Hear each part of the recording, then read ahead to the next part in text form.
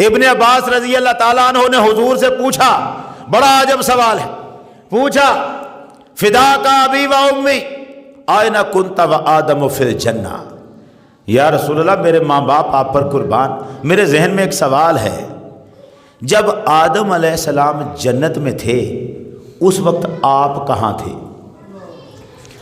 آپ سوال سن رہے ہیں، یہ سوال پوچھنے والا تھا؟ بنتا ہے کسی کے ذہن میں آ سکتی ہے یہ بات؟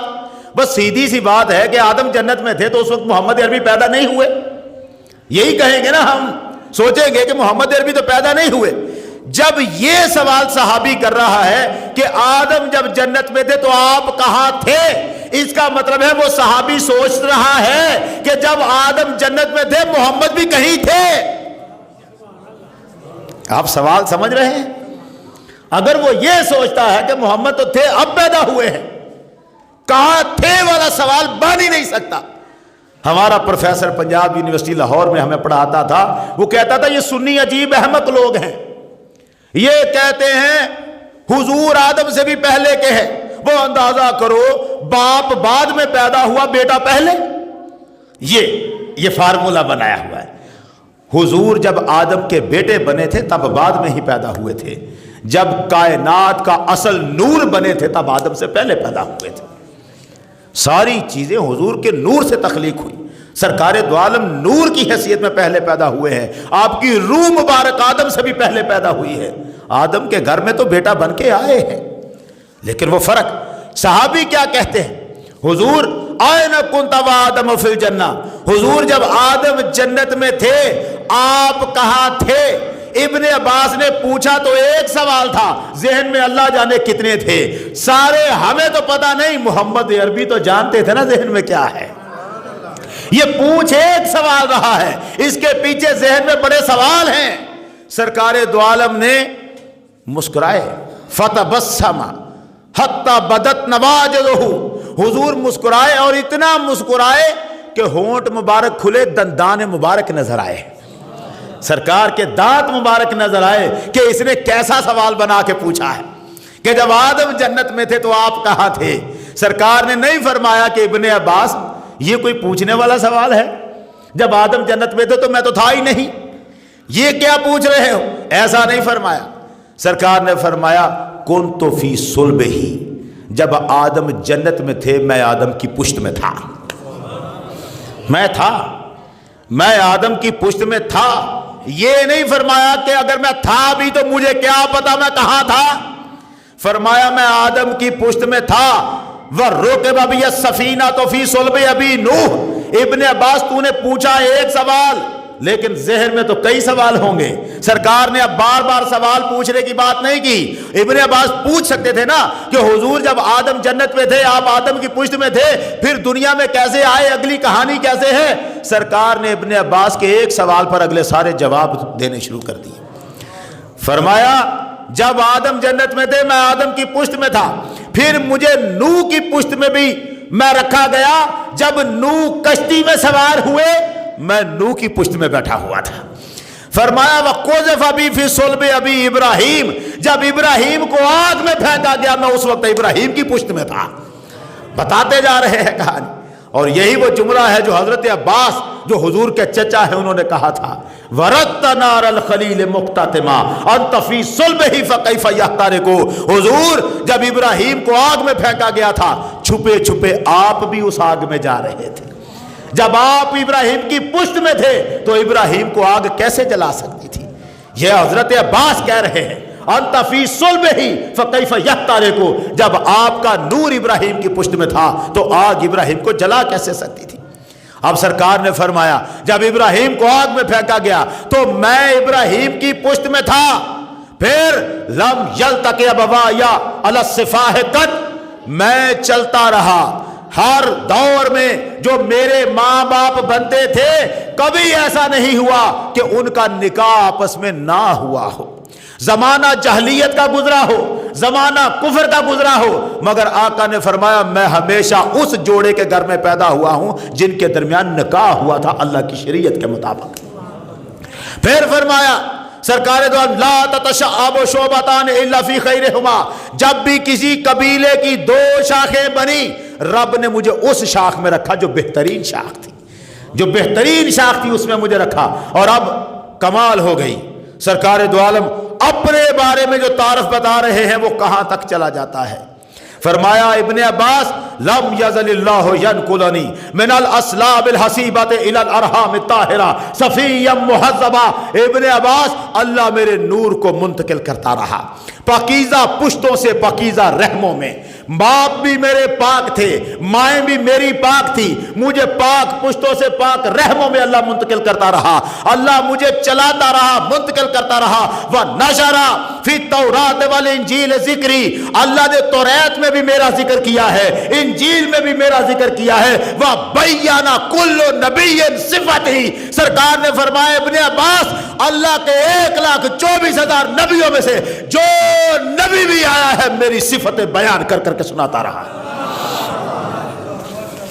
جو نبی بھی آیا بیانا کلو نبی صفتی، ہر نبی میری صفتیں بیان کرتا رہا، ہر نبی میری صفتیں بیان کرتا رہا۔ یار صفتیں بیان کرنے کو ہی نعت پڑھنا نہیں کہتے؟ جسے ہم نعت کہتے ہیں وہ کیا ہے؟ محمد عربی کی صفت بیان کرنے کو نعت کہتے ہیں۔ اس کا مطلب کیا تھا؟ سرکار فرما رہے تھے اللہ کا ہر نبی میری نعت پڑھتا رہا ہے۔ اب اس کو بدلو جملے کو، اور میں یہ جملہ بدل کے کہتا ہوں، سرکار فرما رہے تھے ابن عباس اللہ کا ہر نبی محمد کا نعت خواہ بن کے آتا رہا ہے۔ ان نعت خواہوں کا معاملہ آج کے نعت خواہ سے نہیں جڑتا۔ وہ کیا نعت خان تھے، کیسے انداز سے پڑھا ہے۔ حضرت عیسیٰ علیہ السلام نے حضور کی نعت پڑھنی شروع کی، بیٹھے ہوئے ہیں، انہوں نے اپنے لوگوں کو بتایا، بتانے لگے میں تمہیں بتاؤں محمد جو آئیں گے کیسے ہوں گے؟ الجہد الراس، ان کے سر کے بال گنگریالے ہوں گے، اہدب الاشفار، ان کی پلکیں لمبی لمبی ہوں گی، ادعج العینین، آنکھیں ان کی سیاہ ہوں گی۔ کون کہہ رہا ہے؟ عیسیٰ علیہ السلام، جس نے دیکھا بھی نہیں محمد کو ابھی، وہ محمد کی پلکوں کی بات کر رہا ہے۔ کیوں؟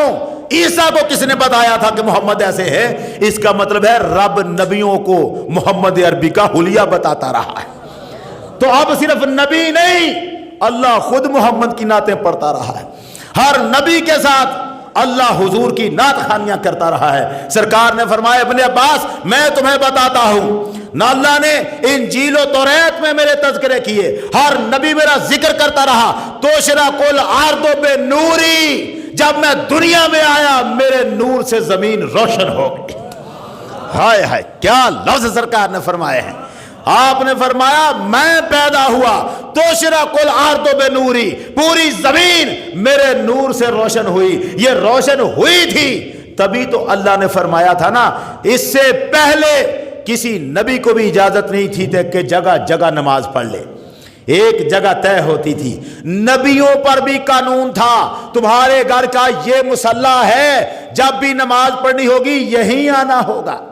جگہ بدل بدل کے نماز نہ نبی پڑھے نہ امتی پڑھے، ایک جگہ جو طے کی ہے یہی جگہ نماز کی رہے گی۔ ساری زمین پاک نہیں تھی، جو جگہ تم نے طے کی ہے نا نماز کے لیے، یہ مسجد ہے، بس یہی پاک ہے۔ محمد عربی کے قدم زمین پہ لگے، مولا نے فرمایا آج سے ساری زمین پاک ہو گئی، جہاں چاہے رب کو سجدہ کرو، جہاں چاہے۔ جوئلت لی الارض مسجدا، سرکار نے فرمایا میں پہلا بندہ ہوں، پہلا نبی ہوں اللہ کا جس کے لیے اللہ نے ساری زمین سجدہ گاہ بنا دی ہے، جہاں دل کرتا ہے نمازیں پڑھ لو۔ حضور فرما رہے ہیں اپنے بارے میں فرما توشرا کل ارض بے نوری، پوری زمین میرے نور سے روشن ہو گئی۔ والغمام بے وجہی، او میرے چہرے کا صدقہ بارشیں آسمان سے نازل ہو رہی۔ پوچھا کیا تھا ابن عباس نے، سرکار کیا بتاتے جا رہے ہیں؟ زادانی شرفن فی سمائہ، اللہ نے آسمانوں میں میرے شرف کو بیان کیا ہے۔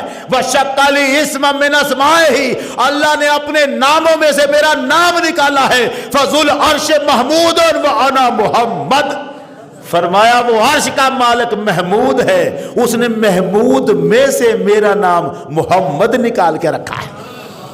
کیسا एक एक बात सरकार दो आलम फरमा रहे हैं और फिर फरमाते हैं व यजअलनी अव्वल शाफ़िइन व अव्वल मुशफ़्फ़ाइन।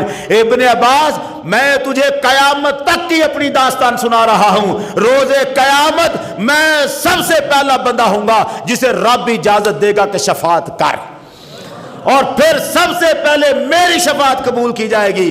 मुझे अल्लाह ने उम्मतों में से बेहतरीन उम्मत में नाज़िल किया है, भेजा है, बेहतरीन उम्मत में पैदा किया है। मेरी उम्मत अपनी बात करके कहाँ आए?